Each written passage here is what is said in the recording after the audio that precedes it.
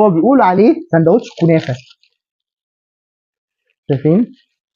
هو عامل الكنافه في سندوتش. هندوق بردك الطعم ونشوفوا ايه وضعهم. كمان ايه، احنا مش محتاجين نلبس الجوانجي، احنا في البيت عادي.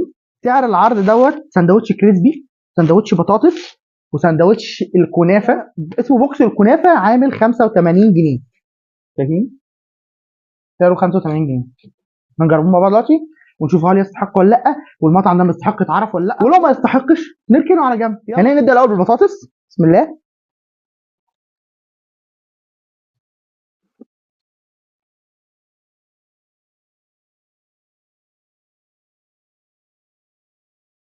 بطاطس فارم فريتس عاديه جدا، بس التوابل اللي عليها حلوه بصراحه. الكاتشب بتاعها خفيف وطعمه لذيذ، مش وحش ولا حادق، مظبوط جدا. خلينا نشوف طعم الكريسبي بتاعه. المفروض ان هو كريسبي بصوص الرانش، فهنشوفه مع بعض. ده كريسبي بصوص الرانش. هما بيقولوا